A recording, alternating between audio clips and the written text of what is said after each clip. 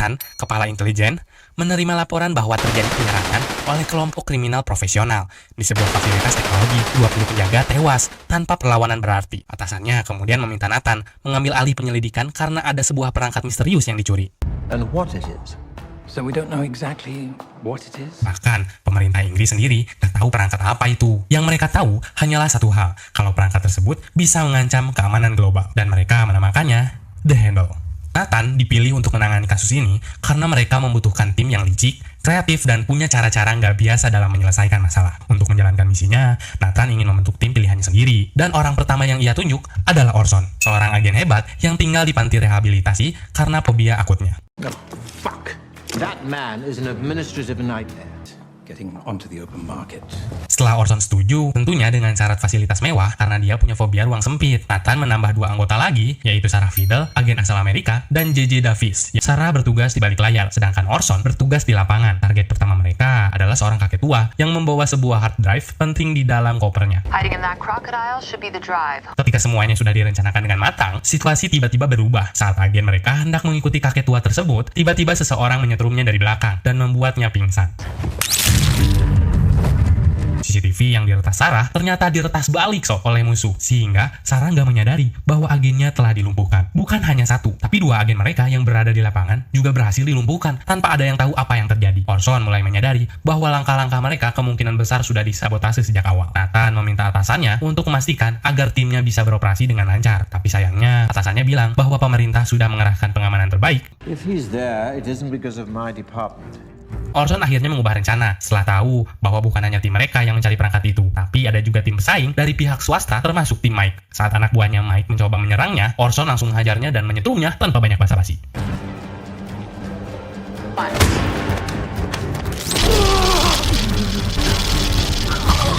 Belum selesai sampai di situ. Target mereka, si kakek tua, tiba-tiba dibawa oleh 2 orang misterius yang gak jelas berasal dari mana. Begitu mereka hampir memasukkannya ke mobil, Orson dan JJ langsung menghajar mereka duluan sob.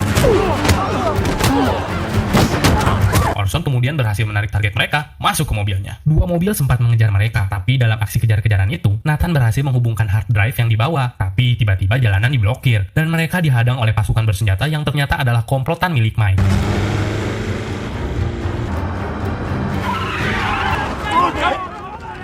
Di saat yang sama, Sarah masih menyalin data, dan si kakek tua sekarat. Pintu mobil mulai digergaji. Saat pintu mobil mereka berhasil digergaji dan terbuka, dengan santai Nathan menyerahkan hard disk itu ke Mike seolah mengalah. Padahal, Mike yang gak sadar bahwa Nathan baru saja selesai mengcopy seluruh isinya. That belonged to me. Setelah itu, Nathan mulai mencari siapa calon pembeli dari data tersebut. Pembelinya ternyata adalah seorang kaki tangan dari Greg Simon, penguasa bisnis ilegal internasional. Greg Simons ini bukan orang biasa sob. Dia miliarder kelas atas yang punya jaringan perdagangan senjata, menjual persenjataan ke anak-anak bawah umur, bahkan menjual helikopter ke teroris. Simmons. It's a billionaire arms dealer.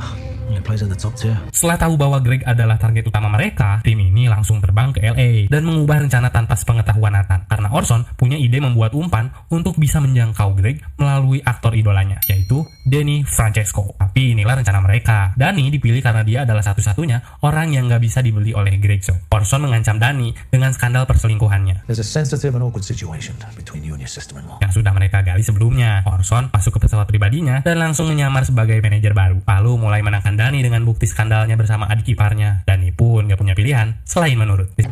I'm ready. Let's go to work. Demi memulai misi mereka. Dan sesuai dugaan, saat Greg melihat kedatangan Danny, dia langsung terkesima karena bisa melihat aktor favoritnya. Is that Danny Francesco? Do you know what? I'm a little bit excited. Tapi nih, belum juga misi berjalan, Orson sudah bikin masalah dengan membeli perhiasan seorang wanita seharga 1,5 juta dolar. Yang padahal, Nathan sudah memperingatkan untuk gak membeli apapun. How much is that fabulous? $1.5 million. It's wonderful. 1.5 million you say? Tapi sebelum Orson jadi membeli, asistennya Greg muncul dan membeli perhiasan itu untuk Danny. Aksi ini membuat Greg mendekat sesuai rencana tim. Karena tujuan utama mereka semakin dekat, mereka harus mengakses handphone milik Greg untuk melihat semua transaksi yang dia lakukan dan mencari celah untuk mengambil alih The Handle. How are we gonna get to his cell? His guard still has it. We've been watching her. Go find. Nathan dan JJ bekerja dari balik layar, memantau semua pergerakan Greg sambil mencari cara untuk masuk ke sistemnya. Saat perhatian Greg sudah fokus penuh pada Danny, mereka mulai bergerak. Tapi tentu saja, rencana gak mungkin berjalan semulus itu sob. Salah satu anak buah Mike ternyata ikut masuk ke pesta itu dan menyamar sebagai pramusaji. was also at the Madrid airport. Nathan, Mike's back again.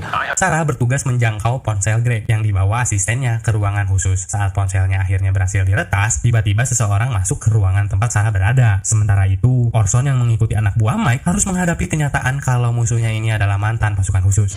He's Vincent Young, ex-Special Forces. He's good with his feet and worse with his... Tapi Orson tetap maju dan dia masuk ke ruangan. Sementara JJ membajak saluran komunikasi mereka sehingga Mike nggak bisa tahu kondisi anak buahnya. Mereka menjalankan tugasnya masing-masing. Orson bersiap untuk bertarung, JJ dan Nathan masih berusaha mengakses apapun yang mereka bisa, dan Sarah tetap berusaha mengalihkan perhatian anak buah Greg. Pertarungan pun pecah. Orson menghajar anak buah Mike dan mereka saling serang. Keadaan makin sengit saat musuhnya mengeluarkan pisau, tapi Orson ternyata jauh lebih unggul. Di luar, Danny masih menjalankan sandiwaranya, ngobrol dengan Greg, hai, tanpa Greg sadar bahwa kalau semua orang di sini adalah musuhnya. Bahkan saking gak taunya, Greg bahkan mencoba menggoda Sarah yang sedang menyamar sebagai pacarnya Danny. The world is a much, much bigger place. Allow me to show it to you. Sementara sang aktor dikerubungi penggemar, untungnya Orson datang tepat waktu dan langsung membawa mereka pergi. Misi malam itu berhasil. Kali ini Orson terjun langsung melanjutkan misi berikutnya sendirian. Dia memanjat tembok sebuah rumah mewah dan memasukkan gas bius lewat saluran AC sehingga seluruh penghuni rumah pingsan seketika. Sleeping like babies now. They're not gonna wake up anytime soon. Orson lalu masuk ke dalam rumah dengan Sarah dan JJ tetap membantu dari balik layar. Dia harus membuat seolah-olah terjadi perampokan dengan mengambil barang-barang berharga di salah satu kamar. Setelah itu, Orson mengambil laptop utama dan mulai mengekstrak data penting yang tersimpan di dalamnya. Saat Orson selesai melakukan misinya dan hendak keluar, tiba-tiba dia berpapasan dengan dua penjaga rumah dong. Orson langsung menembak mereka dengan refleks. Di tengah kondisi itu, Orson masih sempat ngotot ke Sarah soal arah mata angin, karena Sarah bilang lewat depan, tapi Orson justru keluar lewat pintu belakang. Dua misi ini sudah selesai. Mereka langsung mengakses semua dokumen dan memantau setiap percakapan Greg untuk mencari clue tentang The Handle, termasuk soal cerita pencurian semalam saat Orson melakukan aksinya. Walau Sarah dan Orson ini selalu terlihat seperti musuh bebuyutan, sebenarnya Sarah sangat jago memecahkan teka-teki. Dia dengan mudah memecahkan teka-teki kemana arah terbang komplotannya Greg. Casino-based. Antalya. Setelah menyelesaikan misi di satu lokasi, mereka langsung bergerak ke lokasi berikutnya untuk mencari The Handle, yang sampai sekarang mereka bahkan belum tahu bentuknya seperti apa. Misi berikutnya membawa mereka ke Turki. Danny dan Sarah kembali berperan sebagai tamu undangan Greg, seolah-olah sedang berlibur bersama. My new best friends. Greg sama sekali nggak curiga kalau dua orang ini adalah musuhnya. Bahkan di depan Danny, Greg terlihat seperti seorang ayah yang sangat menyayangi anaknya. Sementara itu, Orson dan JJ dan Nathan juga menjalankan misi lain dari sebuah hotel. Danny sukses besar menjaga perhatian Greg sampai mendapat mobil impiannya. Is that right? Did you crave it? Yeah. Do you know what? It's yours. Come on, let's have lunch. Sedangkan Sarah tetap berusaha memindai setiap ruangan meski tindakan itu mulai terlihat mencurigakan di mata asistennya Greg. Meski begitu, Sarah tetap lanjut. Ia mulai meretas CCTV rumahnya Greg. They have some sort of adolescent firewall. It's taking me about a minute to perforate it. Sarah berhasil masuk ke ruangan rahasia milik Greg tanpa rekaman CCTV loh. Dia mengecek komputer Greg untuk melihat apa saja yang baru dibelinya. Tapi hasilnya nihil. Gak ada tanda-tanda The Handle. Karena ternyata Greg gak membeli apapun terkait The Handle. Tapi insting Orson berkata lain. Dia yakin Greg tetap terlibat dalam transaksi itu dan meminta tim untuk lanjut. There's been involved. There's no way that this deal is about... Orson kemudian mengikuti kaki tangan Greg. Kita sebut saja dia Ben. Sementara JJ mencoba mengakses dan mengunci sinyal komunikasi milik Ben. Namun disinilah masalah muncul. Penyamaran Orson sebagai manajer Danny diketahui oleh Ben. We're burned. He's recognized her.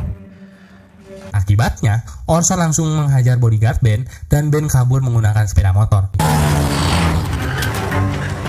Beruntung, Ben terpeleset dan jatuh dari motornya, tapi Orson tetap kehilangan jejaknya, sehingga dia harus mengejar Ben lewat tangga tinggi. Sementara Ben, yang sudah curiga menukar ponselnya dengan orang asing, lalu membuang orang itu ke dasar gedung dan membuat JJ mengira bahwa itu adalah Ben. Tapi ternyata bukan, karena Ben yang asli adalah orang yang justru dilempar Orson ke dasar gedung saat Ben mencoba menyerangnya. What do you do that for? That's Ben Harris. Setelah sejauh ini mereka berusaha, nyatanya mereka masih belum mendapatkan informasi apapun soal The Handle. Yang mereka temukan baru kode-kode rahasia yang bahkan belum jelas akan membawa mereka kemana sebenarnya. Sampai sekarang nggak ada yang tahu seperti apa bentuk The Handle dan di mana keberadaannya. Tapi misi ini nggak berhenti sampai di situ. Dan akhirnya karena sudah semakin dekat dengan The Handle, Orson lalu menyamar sebagai Ben. Sementara Sarah menjalankan misinya untuk memanipulasi suara Orson lewat telepon supaya terdengar seperti Ben saat berbicara di depan Greg. It's the Sevens. Orson pergi ke sebuah lokasi dengan penjagaan yang super ketat bersama klien yang akan memiliki The Handle sesungguhnya. Pergi ke sebuah tempat terpencil yang jauh dari kehidupan. Di saat yang sama, JJ juga sudah bersiap dengan senjatanya untuk menyusup masuk. Sementara itu, Danny dan Sarah tetap melanjutkan misi mereka saat Greg bersiap melanjutkan transaksi terkait The Handle. JJ berlari sekuat tenaga untuk menyusup ke dalam markas itu. Di sisi lain, Orson yang menyamar sebagai Ben makin dekat dengan targetnya. Di sana, dia bertemu langsung dengan seorang yang sudah menyimpan The Handle sejak malam pencurian itu. Semuanya berjalan mulus sampai salah satu anak buah Greg menyadari adanya pembajakan di jaringan internet mereka. What is it? Break-in or internet security? Di tempat lain, Orson masih terus menjaga panggilan telepon, sementara Greg mulai menyebutkan sandi rahasia untuk membuka The Handle, dan akhirnya mereka berhasil mendapatkan sandinya. Tapi nggak lama dari panggilan telepon itu, penyamaran Orson ketahuan. Dia langsung dikepung dan hampir ditembak, tapi JJ bergerak sangat cepat. Sebagai penembak jarak jauh, satu persatu orang di sana tumbang. Dan Orson mencoba kabur.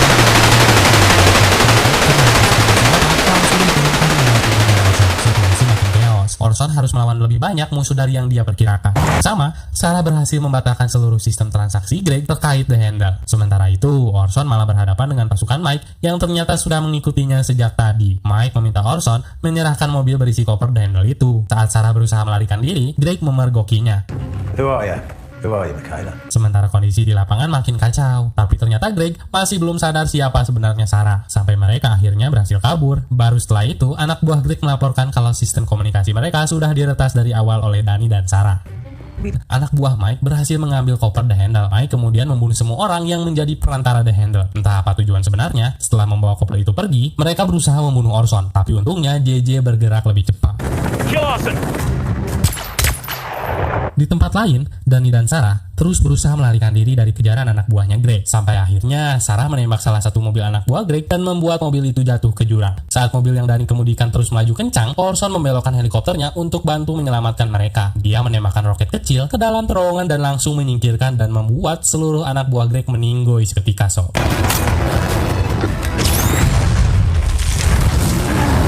Orson lalu mengubah rencana. Dia memutuskan untuk gak mengejar Mike dan memilih kembali ke tempat Greg. Nathan jelas gak setuju, tapi Orson tetap jalan dengan keputusannya. Sementara itu, Mike berhasil membawa The Handle ke sebuah tempat yang bahkan Nathan sendiri gak tahu Mike sebenarnya bekerja untuk siapa. Orson, Sarah, JJ, dan Danny kembali ke tempat Greg untuk membuat kesepakatan baru. Greg dengan santai memuji strategi yang dijalankan Orson, Sarah, dan Danny karena berhasil membuatnya gak curiga sedikit pun. What you done? Using him, celebrity Trojan horse. That's brilliant. Orson langsung meminta Greg menyebutkan siapa pembeli The Handle. Awalnya Greg bilang kalau dia nggak pernah menyebutkan nama kliennya, tapi karena situasinya udah nggak menguntungkan, akhirnya Greg buka suara juga. Soalnya Greg sendiri aslinya nggak begitu peduli dengan barangnya, dia cuma perantara dan butuh bayarannya. Disinilah akhirnya terungkap bahwa The Handle adalah sebuah sistem yang dirancang untuk menghancurkan sistem perbankan di dunia. Be a financial atomic bomb. A few minutes. That'll be enough for trust to evaporate in convention. Greg kemudian sepakat bekerja sama dengan mereka karena dia mau bayarannya yang dengan sengaja dialihkan ke Mike. Setelah itu, Orson, Sarah, dan JJ bersiap mengambil alih The Handle. Greg dan Danny masuk ke gedung tempat Mike menyembunyikan sistem tersebut, dan sementara Orson menyusup dari luar dengan senjatanya. How you feeling? Nervous? Orson masuk dan menyingkirkan para satu persatu. Di dalam, Danny dan Greg sudah berada di ruang rahasia tempat Mike dan timnya menguji The Handle. Greg tetap memainkan perannya untuk menarik perhatian mereka, sementara Orson bertempur di luar ruangan. Greg mencoba memberi peringatan kalau mereka telah berhadapan dengan orang yang salah. Dia meledakkan rudal di sekitar gedung untuk memberi tekanan, lalu mengancam Mike dan semua timnya kalau dia sudah memasang bom di rumah orang-orang terdekat mereka. Do it with lights, please, Danny. Tujuannya cuma satu, Greg mau bayarannya. Setelah Danny dan Greg keluar, semua orang di ruangan itu langsung mentransfer uang ke rekening Greg demi menyelamatkan nyawa orang-orang tersayang mereka. Sementara itu, Orson masih melawan para penjaga di luar demi bisa mencapai ruang tempat The Handle disimpan. Hal itu memicu keributan antara Mike dan kliennya karena kliennya ingin mengalihkan uang itu ke Greg. Mike nggak terima dan situasi berubah menjadi kacau. Saat mereka saling berdebat, tiba-tiba terjadi baku tembak antara bodyguard klien dan anak buah Mike. It won't be okay. Did you see what happened now? There are explosions going off in the fucking hole. Di saat bersamaan, Orson berhasil masuk ke ruangan berisi The Handle dan semua orang di dalam sudah tumbang. Saat Orson sudah berhasil mengambil koper The Handle, Mike masuk dan langsung dihajar Orson. Pertarungan gak berlangsung lama, Mike jatuh babak belur dan Orson berhasil membawa pergi koper The Handle. Setelah misi selesai, mereka terbang ke Doha untuk menemui Nathan, yang sebelumnya sempat meninggalkan mereka di detik-detik terakhir mereka mengambil koper. Mereka menagih bayaran mereka dan akhirnya film pun selesai.